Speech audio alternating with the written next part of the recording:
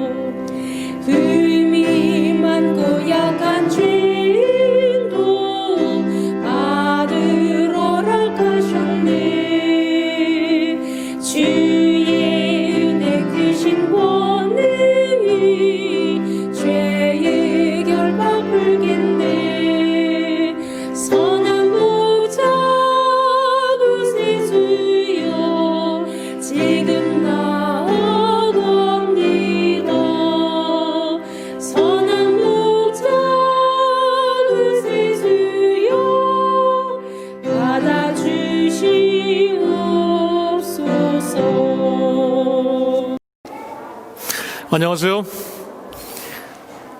캐나다 저쪽 서쪽 끝에 밴쿠버, 그리고 에드먼턴, 그리고 캘거리, 그리고 위니펙, 토론토, 이 캐나다 동쪽에 있는 토론토에 있는 모든 재림 성도 여러분 반갑습니다. 특히 이제 연말, 이제 한 해를 마무리하면서 연말 기도 주일로 여러분들을 만나게 돼서 반갑습니다. 특별히 오늘부터, 오늘 저녁 월요일부터 안식일까지 이종환 목사님께서 해현 경장 다시 살피는 재림의 징조라는 주제로 저희들에게 말씀을 전해 주시겠습니다. 오늘 그 첫째 날 바르게 살핀 재림의 징조라는 주제로 말씀을 해 주시겠습니다. 어쩌면 느슨해지고 풀어졌던 우리 재림에 대한 소망들이 다시 그 마음의 줄들이 팽팽히 당겨지는 그리고 우리의 마음이 새로워지는 그런 귀중한 시간이 되시기를 간절히 바라며 예배를 시작하도록 하겠습니다.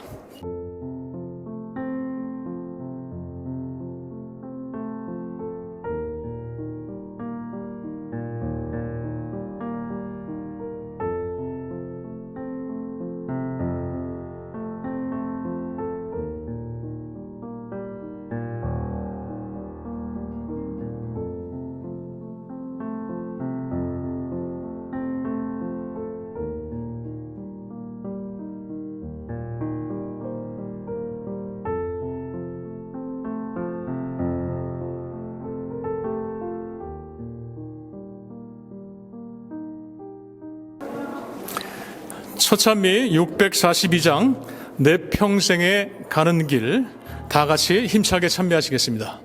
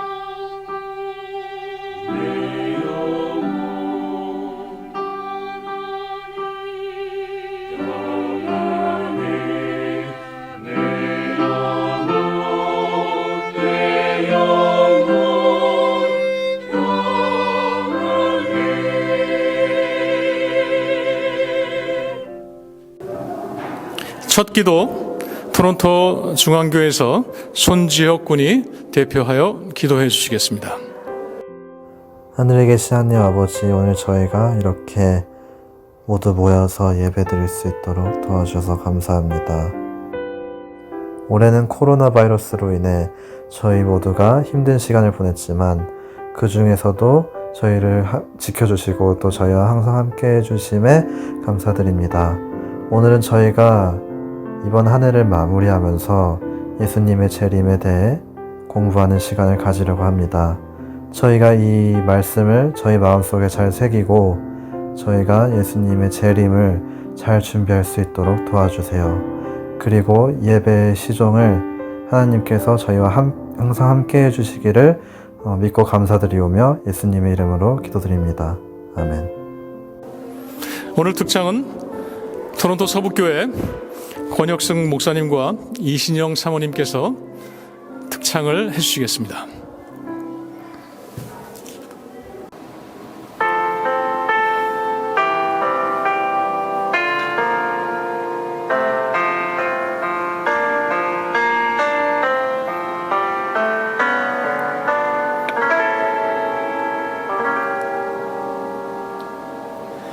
주께로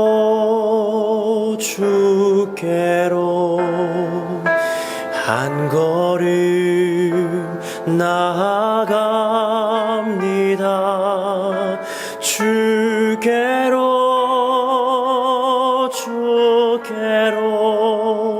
주님께로 나아갑니다. 주께로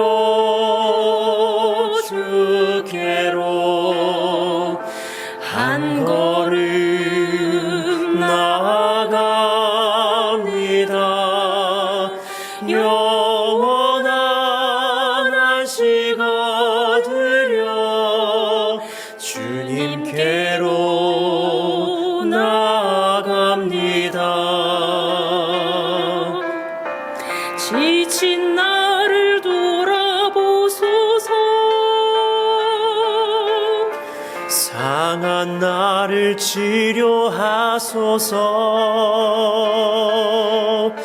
죄로 인해 무너진 내 영혼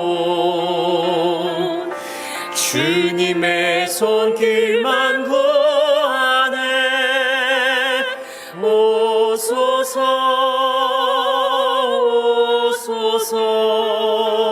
내 영혼에 단비처럼 내리사 오셔서 주여 오셔서 내 영혼의 왕이 되소서.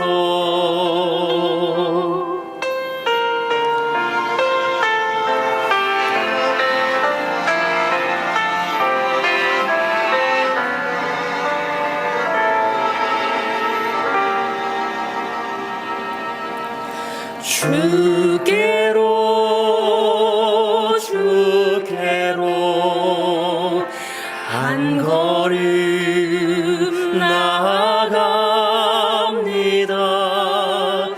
영원한 안식 얻으려 주님께로 나아갑니다. 지친 나를 돌아보소서. 상한 나를 치료하소서. 죄로 인해 무너진 내 영혼 주님의 손길만 구하네. 오소서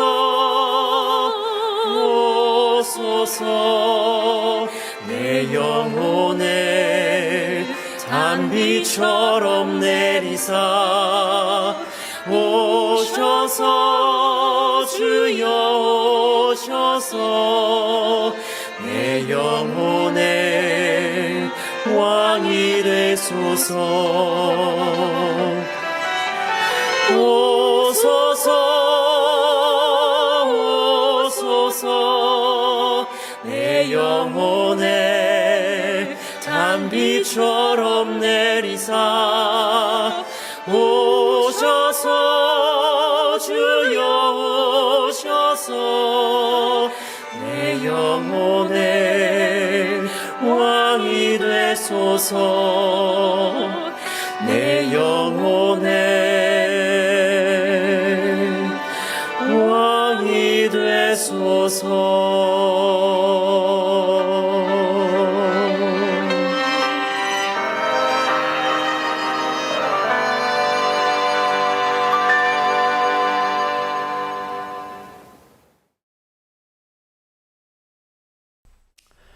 먼저 하나님의 말씀 요한복음 14장 1절부터 3절의 말씀을 봉독하겠습니다.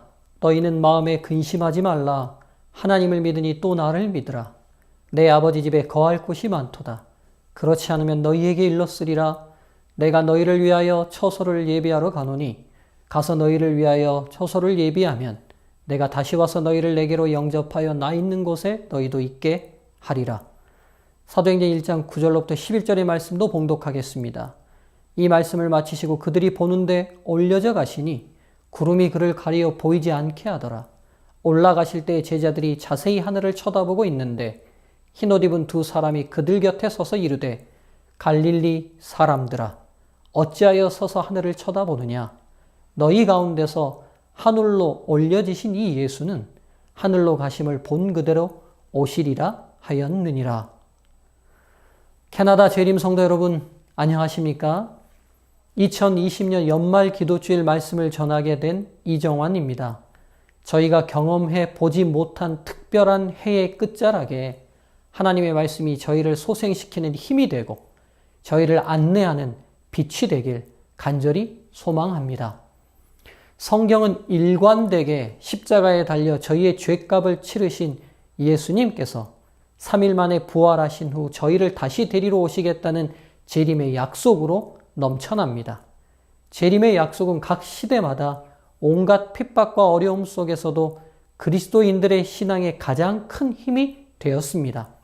초림은 저희를 죄에서 구원하시기 위해 오셨다면 재림은 저희를 죄된 세상에서 구원하시기 위해 오실 것입니다.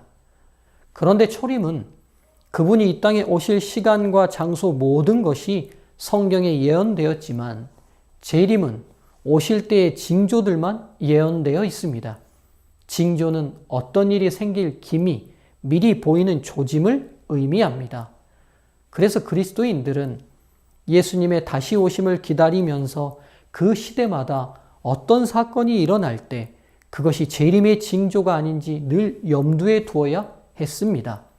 저희가 당면한 이 시대를 성경의 눈으로 하나님의 말씀으로 바로 이해하고 저희의 삶에 적용하는 것은 성도로서 갖추어야 할 바른 분별력이기에 현 시점에 다시 한번 성경에 기록된 재림의 징조를 살피는 것은 꼭 필요한 일이라 생각됩니다. 그래서 이번 기간 동안 해연갱장 다시 살피는 재림의 징조라는 총주제로 말씀을 전하겠습니다. 연주하지 않고 놓아둔 검은고는 날씨와 기온의 영향으로 그 줄이 느슨해져 음이 흐트러져 아름다운 연주를 할 수 없습니다. 다시 그 줄을 풀고 팽팽하게 고쳐매야지만 검은고의 원래 소리를 다시 찾을 수 있습니다. 이와 같이 이번 기간이 저희들의 신앙을 다시 고쳐매는 한 주간이 되길 바랍니다. 오늘 첫 시간은 바르게 살핀 재림의 징조라는 제목으로 말씀을 전하겠습니다. 예수님의 다시 오심은 세상 끝에 이루어질 최종적 지구 역사의 종결을 의미합니다. 이 재림의 징조를 기록한 성경에 많은 부분들이 있지만 이번 기간에 살펴볼 말씀은 제자들과 예수님의 대화 속에 드러난 재림의 징조들입니다. 이 대화를 저희는 재림의 징조장이라고 부르는데요. 마태 24장, 마가복음 13장, 누가 21장의 내용입니다. 그중 마태 24장과 25장 말씀을 중심으로 나누겠습니다. 이 재림의 징조장은 예수님의 예언과 그 예언에 대한 제자들의 질문, 그리고 그 질문에 대한 답변으로 이루어져 있습니다. 그 구조를 좀 살펴보면요. 24장 1절부터 2절은 예수님께서 예루살렘 성의 멸망을 예언하십니다. 그리고 24장 3절에는 제자들이 질문을 던지죠. 그런데 이 질문은 두 가지의 질문이 동시에 이루어집니다.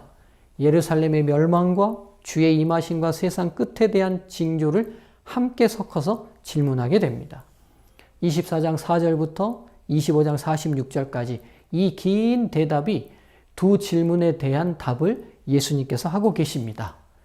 여기에 대한 예수님께서는 두 사건에 대한 각각 답을 제시하지 않으시고 함께 섞어서 답을 제공해 주십니다. 예수님의 답변을 좀 정리해 보면 24장 4절부터 14절까지는 재림의 징조에 대해서, 그리고 24장 15절부터 28절까지는 멸망에 가증한 것들을 통한 하나님의 백성의 큰 환난에 대해서, 그리고 24장 29절에서 31절까지는 예수님의 재림에 대한 예언들, 그리고 32절에서 51절까지는 종말을 대하는 성도의 자세, 그리고 25장에서는 재림 시에 구별되는 두 부류를 세 비유를 통해 설명하고 계십니다. 1절부터 13절까지는 열처녀의 비유, 14절부터 30절까지는 달란트 비유, 그리고 31절부터 마지막 46절까지는 양과 염소의 비유입니다. 오늘은 이 예수님의 답변의 첫 부분인 재림의 징조의 부분들을 살펴보도록 하겠습니다. 3절에서 14절까지의 말씀을 함께 봉독하겠습니다. 가정에서도 함께 성경을 펴시고 소리내서 말씀을 함께 읽겠습니다. 예수께서 감람산 위에 앉으셨을 때에 제자들이 종형이 와서 이르되 우리에게 이르소서 어느 때에 이런 일이 있겠사오며 또 주의 임하심과 세상 끝에는 무슨 징조가 있사오리까? 예수께서 대답하여 이르시되 너희가 사람의 미혹을 받지 않도록 주의하라. 많은 사람이 내 이름으로 와서 이르되 나는 그리스도라 하여 많은 사람을 미혹하리라. 난리와 난리 소문을 듣겠으나 너희는 삼가 두려워하지 말라. 이런 일이 있어야 하되 아직 끝은 아니니라. 민족이 민족을 나라가 나라를 대적하여 일어나겠고 곳곳에 기근과 지진이 있으리니 이 모든 것은 재난의 시작이니라. 그때 사람들이 너희를 환난에 넘겨주겠으며 너희를 죽이리니 너희가 내 이름 때문에 모든 민족에게 미움을 받으리라. 그때 많은 사람이 실족하게 되어 서로 잡아주고 서로 미워하겠으며 거짓 선지자가 많이 일어나 많은 사람을 미혹하겠으며 불법이 성함으로 많은 사람의 사랑이 식어지리라. 그러나 끝까지 견디는 자는 구원을 얻으리라. 이 천국 복음이 모든 민족에게 증언되기 위하여 온 세상에 전파되리니 그제야 끝이 오리라. 이 재림의 징조들을 정리해 보면 거짓 선지자, 전쟁과 분쟁, 기근, 지진, 그리고 마태 24장에는 기록되어 있지 않지만 누가복음에는 기록되어 있는 온역, 즉 전염병이죠. 그 다음 핍박과 박해, 불법, 사랑이 식음, 그리고 복음 전파 등을 재림의 징조로 예수님께서 제시하고 있습니다. 여기서 질문 하나 드릴까요? 이 재림의 징조들을 두 부분으로 구분해 본다면 어떻게 하시겠습니까? 함께 잠깐 생각해 볼까요? 짧은 시간이지만 한번 생각해 보시지요. 지금 열거된 예수님께서 오시기 전에 일어날 징조들에 대한 여러 종류들을 두 부분으로 구별해 본다면 어떻게 구분할 수 있을까요? 재림의 징조들을 같은 종류끼리 묶으셔도 좋고 동일한 특성끼리 연결해도 좋습니다. 두 부분으로 나누어 보시죠. 잠깐의 시간을 드리겠습니다.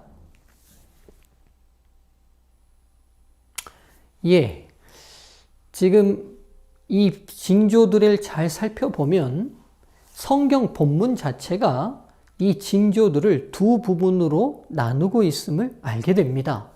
4절부터 12절까지 징조들을 말씀하시고 끝까지 견디는 자는 구원을 얻겠다고 말씀하시고 문장을 끝내십니다. 그리고 다른 징조를 말씀하시죠. 13절 전까지의 징조는 우리가 이루는 징조가 아니라 우리 밖에서 이루어지는 세상의 징조들입니다. 그래서 참고 견디어야 하는 것들이죠. 반면에 14절의 복음 전파의 징조는 우리가 이루어야 할 징조입니다. 그렇다면 열거된 징조들을 이렇게 정리할 수 있을 것 같습니다. 살펴야 할 징조, 부정적 징조, 세상의 징조로 거짓 선지자, 전쟁과 분쟁, 기근, 지진, 전염병, 핍박과 박해, 불법, 사랑의 식음. 반면에 우리 안에서 이루어야 할 징조로는 긍정적 징조, 그리고 우리 성도의 징조로서는 복음 전파가 있습니다.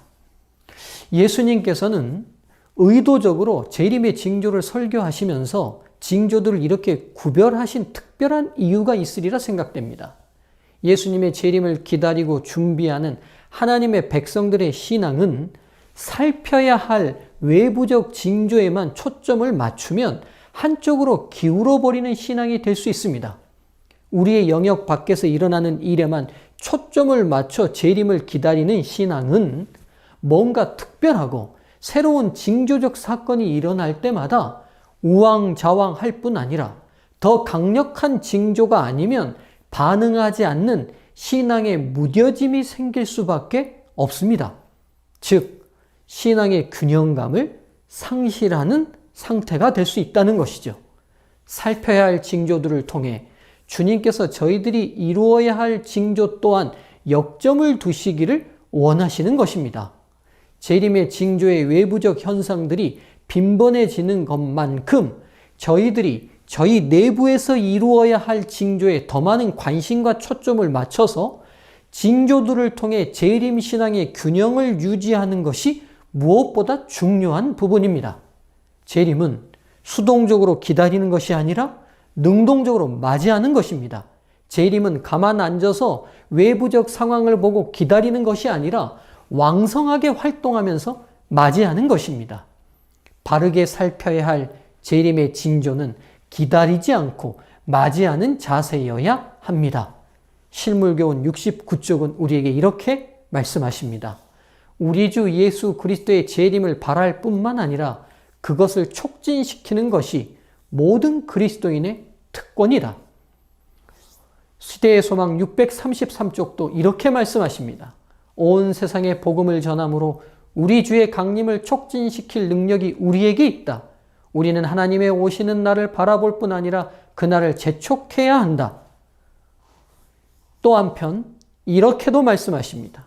주의 오심을 바라는 자들은 한가하게 기다리고 있지 말아야 한다. 주를 기다리는 자들은 진리에 순종함으로 저희 영혼을 순결하게 하고 있다. 깨어 기다리는 한편 열심히 일해야 한다. 시대소망 634쪽에 있는 말씀입니다.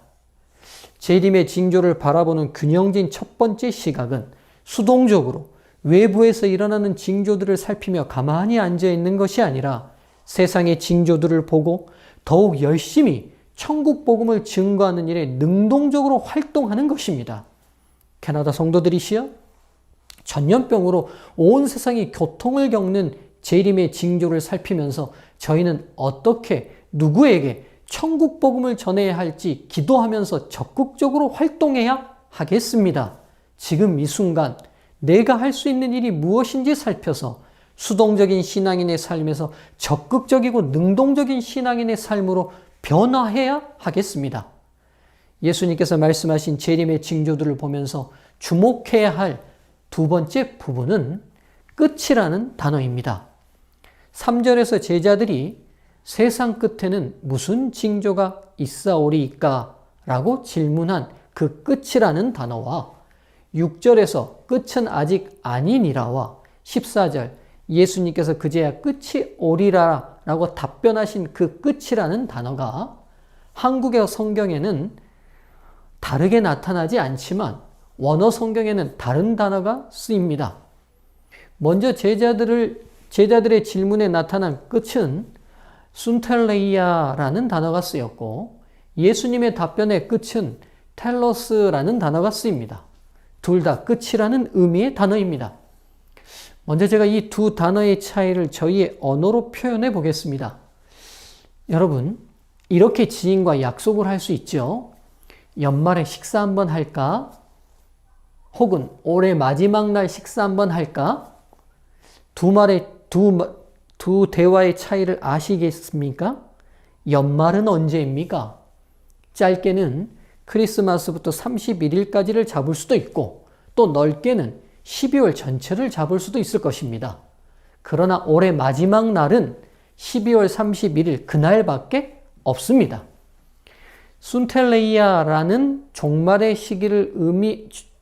순텔레이아라는 단어가 종말의 시기를 의미한다면 텔로스는 정말 끝, 마지막 시간을 의미한다 할 수 있습니다. 제자들이 종말의 시기를 물었고 주님께서는 그 종말의 시기에 들어서면 일어날 징조들을 말씀하시기 시작합니다. 그리고 각종 세상의 징조를 말씀하십니다. 그러나 그것이 마지막 시간은 아니라는 것입니다.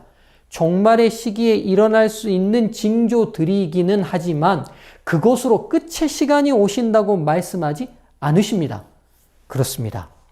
텔로스, 정말 끝, 재림의 시간이 오려면 종말의 시기들에 일어나는 지진, 기근, 전염병, 전쟁, 범죄, 거짓 선지자 이런 징조들이 아무리 많이 일어난다 해서 오는 것이 아니라 천국 복음이 모든 민족에게 증거되고서야 온다는 것입니다. 달리 표현하면 천국 복음이 모든 민족에게 증거되어야지만 이 땅에 일어나는 부정적인 모든 재난들을 진정으로 끝낼 수 있는 것입니다. 이 땅에서 일어난 각종 범죄, 재난으로 고통받는 인류를 향한 하나님의 사랑의 복음을 증거하는 것이야말로 그들을 위해 가장 필요한 사랑의 봉사인 것입니다. 계속적인 재난의 소식 앞에 예수님이 오실 때가 가깝다라는 저희들의 표현은 속히 복음을 증거하여 이 고통을 마치자라는 표현으로 바뀌어야 합니다. 두 번째, 저희가 재림의 징조를 보는 바른 시각은 천국 복음의 전파가 부정적 징조들을 끝낼 수 있는 방법임을 기억하는 것입니다. 재림의 징조 4절에서 14절까지 3번 반복되는 단어가 있습니다. 바로 미혹이라는 단어입니다. 4절, 5절, 11절, 그리고 24절에 다시 반복됩니다. 15절에서 28절까지 마지막 때의 성도들에게 임할 큰 환난을 예언하시면서도 거짓 그리스도와 거짓 선지자들의 미혹을 주의하라 당부하시고 계십니다. 왜 재림의 징조에서 거짓 선지자들의 미혹을 이렇게 경계하라고 반복하실까요? 그렇습니다. 예수님의 재림을 기다리는 성도들을 잘못된 기다림으로 빠뜨리는 것은 사탄의 가장 효과적인 전략입니다. 그래서 마지막 순간까지 계속적인 미혹이 성도들을 공격해 올 것입니다. 그렇다면 재림의 징조인 미혹은 어떻게 올까요? 자칭 그리스도라 하여 종교적 미혹이 있을 것을 말씀하십니다. 그리고 그것을 증명하기 위해 예수님께서 이 땅에서 하셨던 것처럼 표적과 기사, 즉 특별한 종교적 체험이나 기적을 보여줄 것입니다. 그러나 그것은 미혹일 뿐입니다. 우리 그리스도의 재림은 이 지구 전체가 볼 수 있도록 영광 중에 임하실 것을 성경은 말씀하고 계십니다. 그러나 저희가 놓친 사탄의 또 다른 미혹이 있음을 주목해야 합니다. 48절과 49절의 말씀을 보겠습니다. 하나님의 백성들 안에 주의 재림의 지연을 부절제와 방탕의 빌미로 사용하는 미혹에 빠질 수 있음을 경고하고 계십니다. 미혹은 종교적인 미혹만 있는 것이 아니라 생활의 미혹도 함께 일어남을 기억하셔야 하겠습니다. 즉, 종교적 미혹이 삶의 미혹으로 확대되고 영향을 미치게 되는 것이죠. 그리스도의 재림은 거짓 교사들에게 불시에 이를 것이다. 그들은 평화와 안전을 말한다. 예루살렘이 멸망하기 이전의 제사장들과 교사들처럼 그들은 교회가 세속적 번영과 영광을 누리기를 바란다. 방탕함과 불경건한 향락으로 가득 찬 세상은 잠들어 있으며 육적인 안전에 마비되어 있다. 사람들은 주의 오심이 먼 훗날 있을 것으로 생각한다. 그들은 경고를 비웃는다. 만물이 처음 창조할 때와 같이 그냥 있다. 내일도 오늘같이 또 크게 넘치리라고 거만하게 자랑한다. 우리는 향락을 사랑하는데 더 깊이 빠져 들어갈 것이다. 시대의 소망 635쪽에 있는 말씀입니다.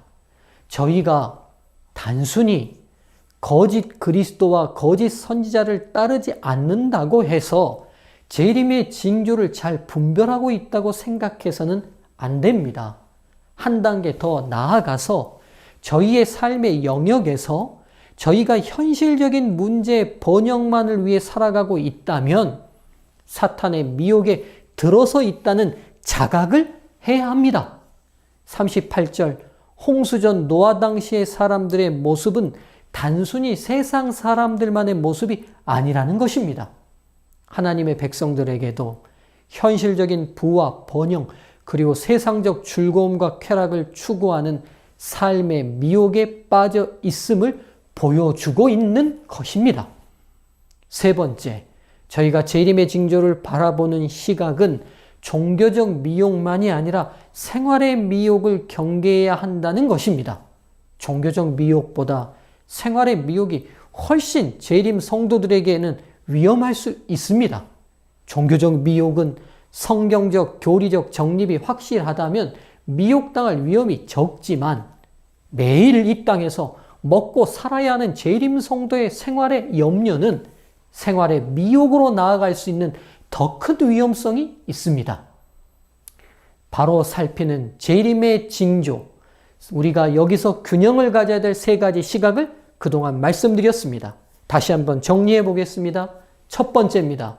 재림의 징조를 바라보는 균형진 첫 번째 시각은 수동적으로 외부에서 일어나는 징조들을 살피며 가만히 앉아 있는 것이 아니라 세상의 징조들을 보고 더욱 열심히 천국 복음을 증거하는 일에 능동적으로 활동하는 것입니다. 두 번째, 저희가 재림의 징조를 바라보는 바른 시각은 천국 복음의 전파가 부정적 징조들을 끝낼 수 있는 방법임을 기억하셔야 합니다. 세 번째, 저희가 재림의 징조를 바라보는 시각은 종교적 미혹만이 아니라 생활의 미혹을 경계해야 한다는 것입니다. 예상치 못한 복잡한 환경과 상황 속에서 성령의 바른 인도하심 아래 균형진 신앙으로 재림을 준비하는 믿음의 가족들 되시길 바라며 오늘의 말씀을 마치겠습니다.